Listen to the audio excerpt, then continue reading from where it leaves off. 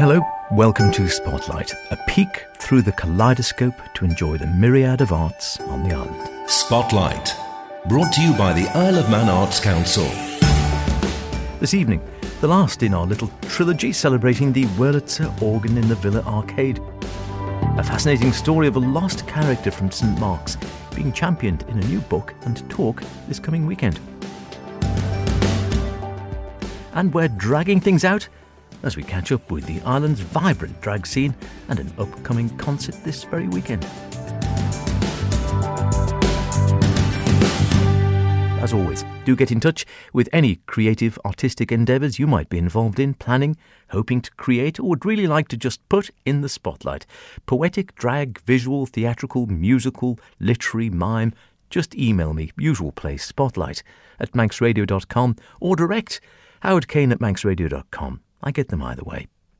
To start this evening, a fascinating story about a character seemingly obscured from Manx history and his link with a particular Manx village. If I said John Thomas Clarke to you, or John Louis Pettit, would you instantly say St Mark's? No, thought not. But one man who knows all about them and their place in history and is determined to try and secure their place in local history is author Philip Modiano. Well, he was a remarkable man.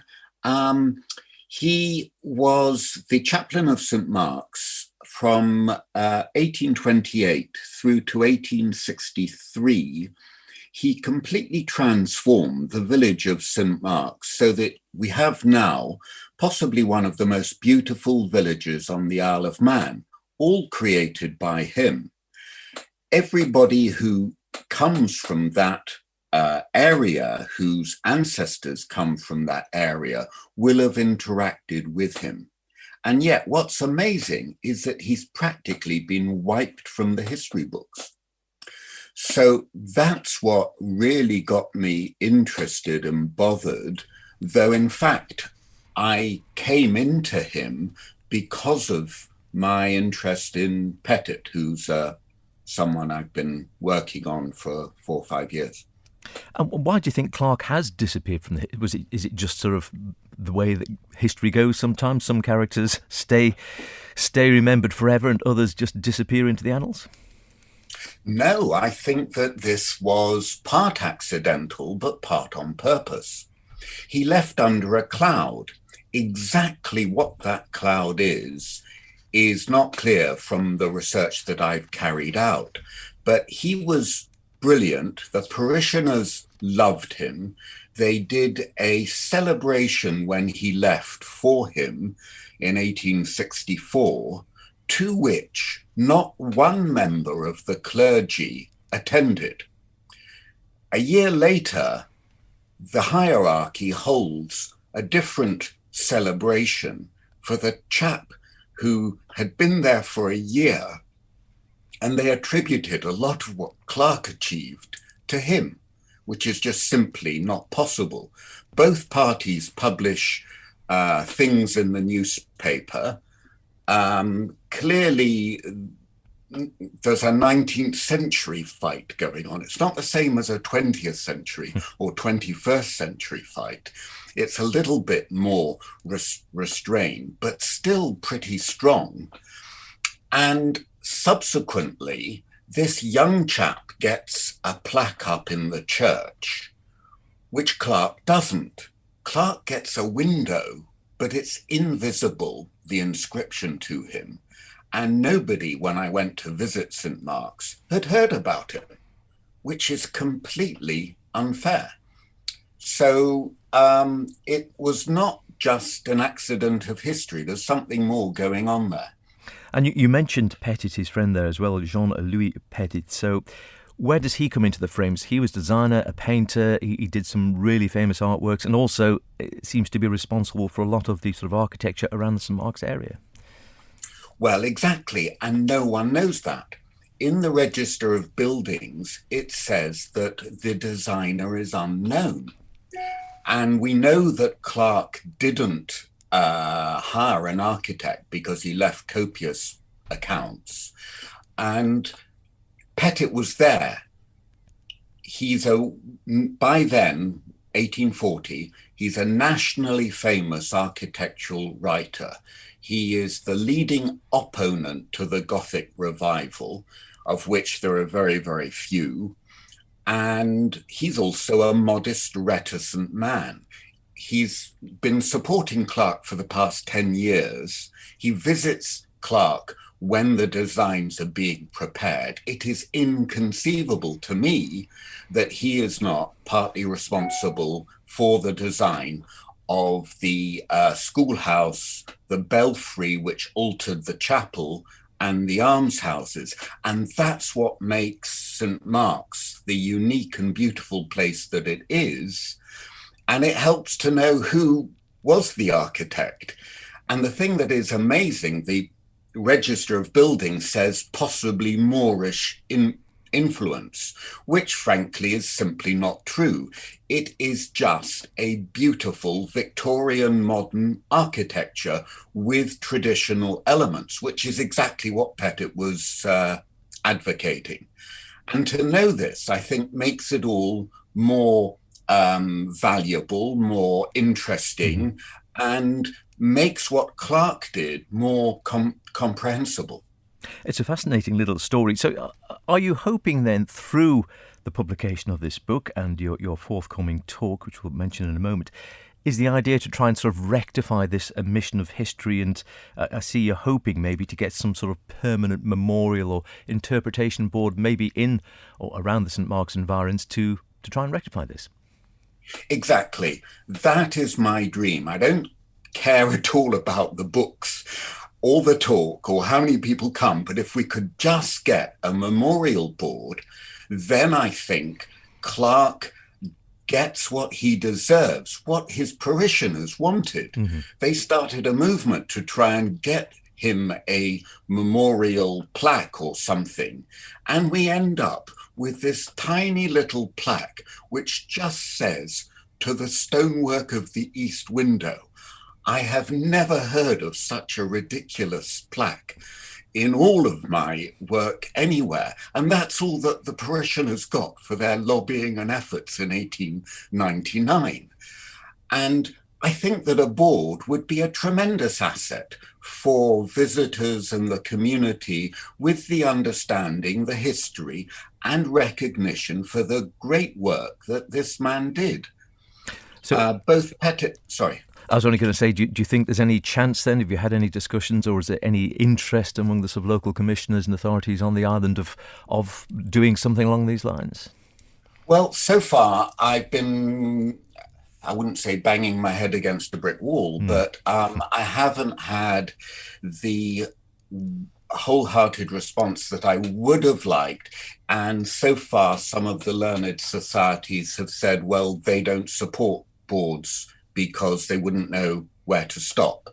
So at the moment, I don't have a locus that, obviously as an outsider, I can't do anything, but I would love anybody to come forward and do a crowdfunding. And I'm sure there would be a lot of support, because this is something that as soon as I can get in front of someone and explain the story, they say, oh yes, how nice. But I don't yet have the locus of responsibility that would carry it through.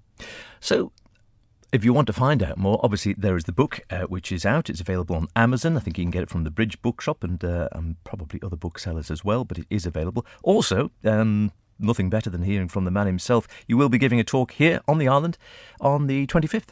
Is that open to all?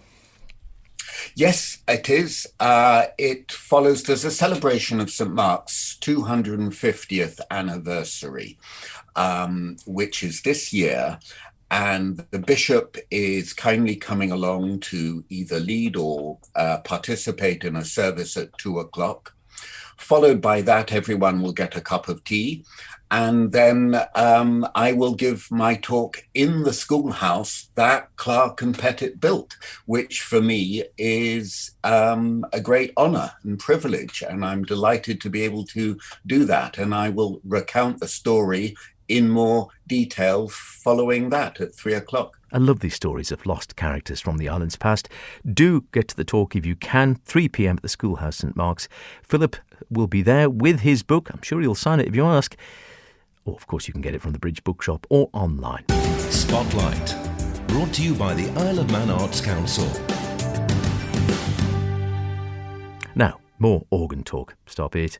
We've been hearing from Wurlitzer Supremo Keith Simpson as we launch into this summer's series of organ concerts at the Villa Arcade with the wonderful Wurlitzer. But before he told us more about just who would be flying the console in the coming weeks, I suggested this to him. We're sitting right next to the organ. We've got the place to ourselves. We've got a wonderful player in yourself here. Can you demonstrate a few of the sounds then that you might be able to hear, or that the Wurlitzer can or is famous for producing? Because it is an orchestra in itself in so many ways. So perhaps we could just have a small demo of a couple of the sounds it can do. Yeah, sure. It's a very very able organ, if you like. Of course, most organs can play just like a church organ with the hymn type sounds.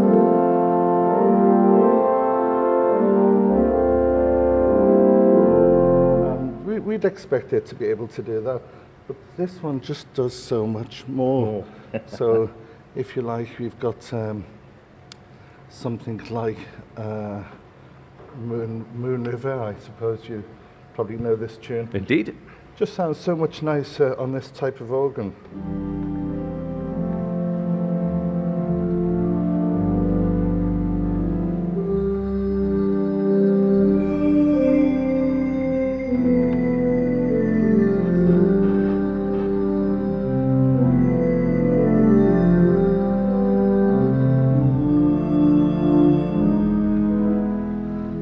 Lovely, sort of like a sort of glockenspiel sound there at the back. Yeah, there are plenty of sounds like the that was actually called sleigh bells. The bell sound. Yeah, Okay. this one's glockenspiel here. Oh yes. And then another sound. One of the loudest sounds of all, which could be heard from the prom, if you're ready for this, is the chimes. It has chimes here, which would put Big Ben to shame. Are you ready? Here we go.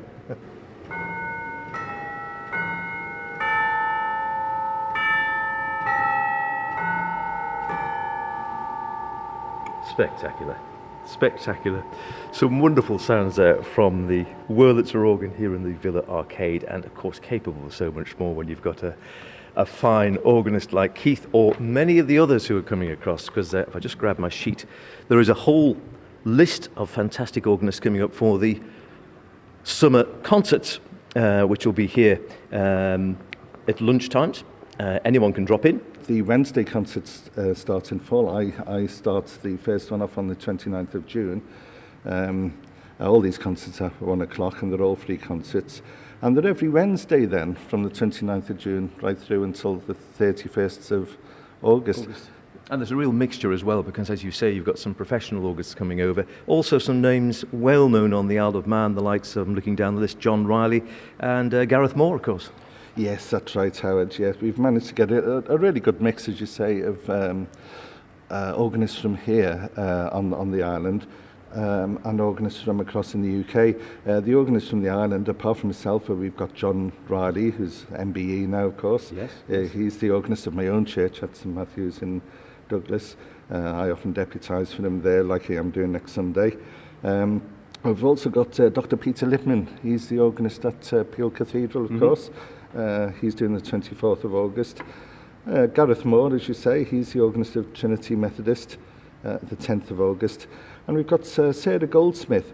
Sarah has a Hammond organ at home. She lives in Colby. And she's a great help to me in organising these concerts. She's one of the friends of the Isle of Man, Wurlitzer.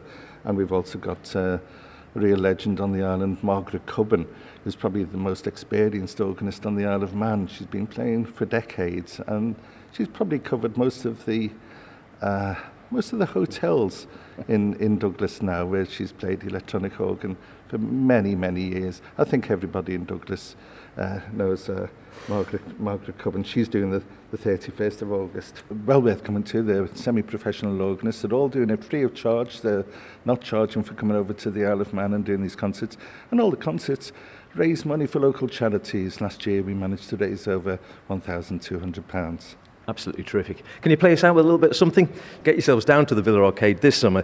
Check out the Wurlitzer organ and these wonderful free concerts. You can bring your sandwich in here, have your lunch and get some music, raise money for a good cause at the same time.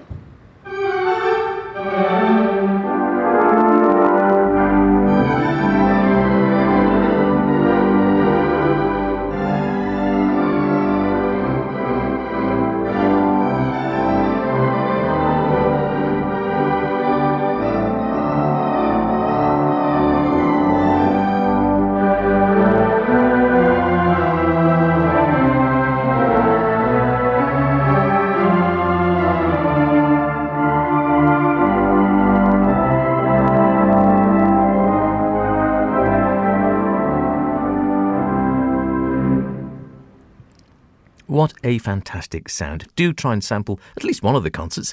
A free musical lunch, all raising money for a good cause. What's not to like?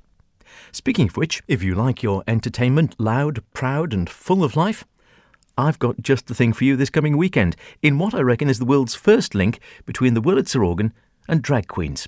I'll let Manx bard Owen Atkinson, a.k.a. Fenella Beach, explain more. So yes, this weekend on Saturday we've got a show coming up at the Outback, kind of in celebration of Pride Month. We're doing a show, we're calling it Absolutely Dragulous. Great pun name, we love a pun name. Good name, yeah. And it's Vida La Fierce, me, Fenella Beach, Mathia and Nona Binary, the four of us. Known as the House of Hearts. We've kind of got our own little group name going on now, which is fun. And yeah, we're putting on a show on Saturday. We're starting at 10 and it's just going to be a whole lot of camp fun, really. So what sort of format is it taking? Is it sort of individual acts, or is it all going to be sort of a melange of the 4 or 5 of you all working together? Or I think a melange is a good word to describe. Yeah, so there's lots of group numbers, duets, individuals. It's kind of every iteration of the four of us that you could think of is probably going to be up there at some point. So yeah, we've got lots of different stuff going on: live vocals, dance, lip sync, all of the above. Okay. Now, if someone hasn't been to a sort of an evening like this before, a drag evening, what would you say to sort of tempt them along?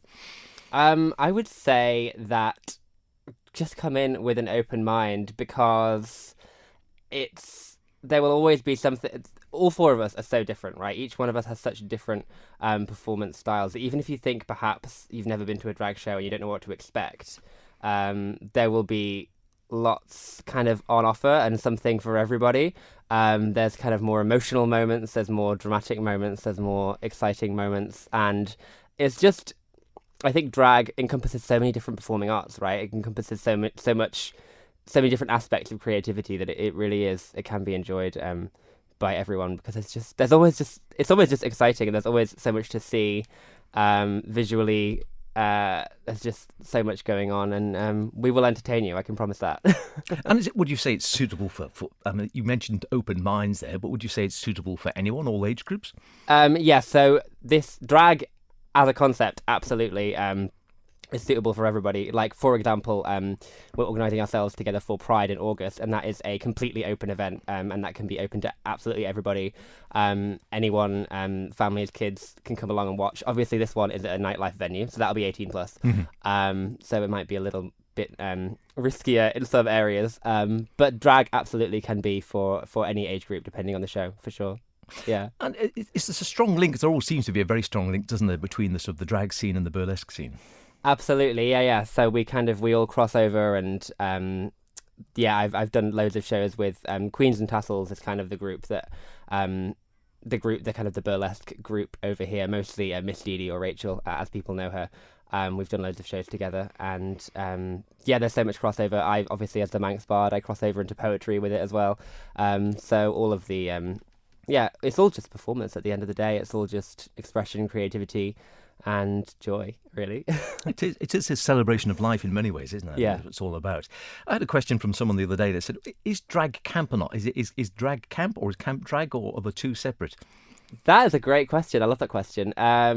This show on Saturday will certainly be camp because it's Pride themed and because of who we are as performers. I don't think drag necessarily has to be camp, but I think, let's say it probably will be. I think that's probably a good answer.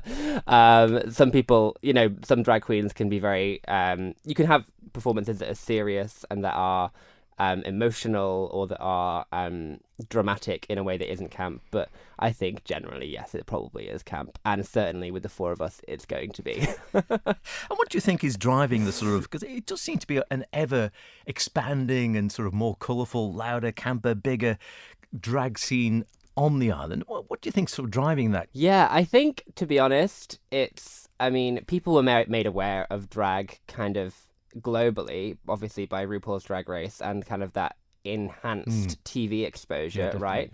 But then also, I think the four of us, and not just the four of us, there are other drag performers on the island, but people kind of going out and organising their own stuff, right? So Vida gave me some of my first opportunities to perform over here. I've organised shows since then. We've all kind of been involved in the organisation of stuff. So I think individual drive is a big part of it as well. We just have so much fun doing it that we just think, let's make more and more and more. So yeah, I think it's all. Maybe perhaps I'll credit our group with bringing it up into the kind of into more spaces on the Isle of Man. But I think people are just more aware of drag in general now with the internet, with social media. People have access to everything, right? And people know how much is out there. And when you can see it in person, all the better. Totally. I mean, I think you do have to see it in person. That's the whole thing, isn't it? To get the whole sort of the colour, the sort of the loudness, the colour, the brashness. Absolutely. It's what it's all about. Let's just name check a couple of the others, because obviously yourself, Fenella Beach, well known. Vida, very well known, possibly the best known drag on the island. Can we name check a couple of others, perhaps not quite as well known or not so much in the public consciousness?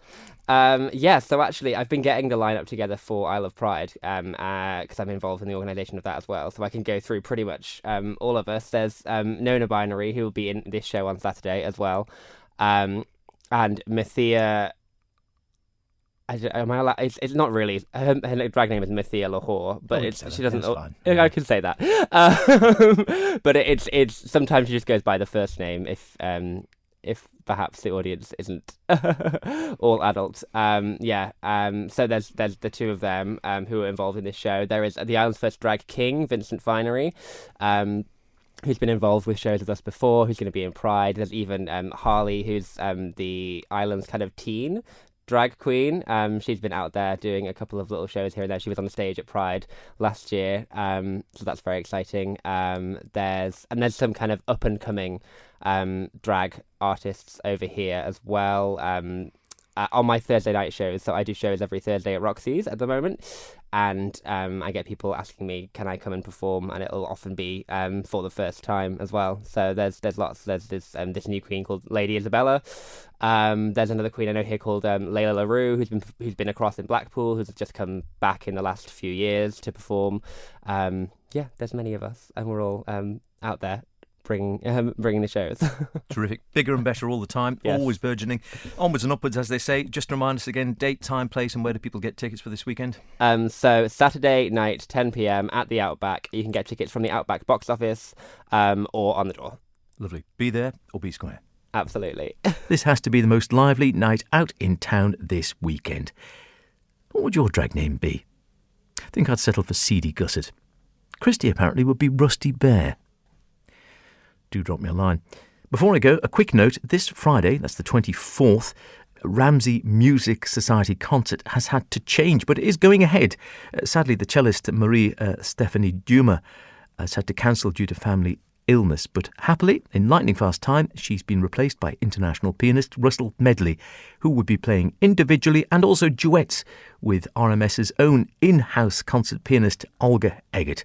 Same time and place for the concert, Ramsey Grammar School West, 7:30 p.m. Tickets just £12. Students and children, amazingly, free. That's about it for this weekend. Don't forget, if you want to hear anything again, go to manxradio.com and download the Spotlight podcast. Listen at your leisure. Enjoy whatever you're up to this weekend. Keep it creative, and I'll see you next week. Cheerio.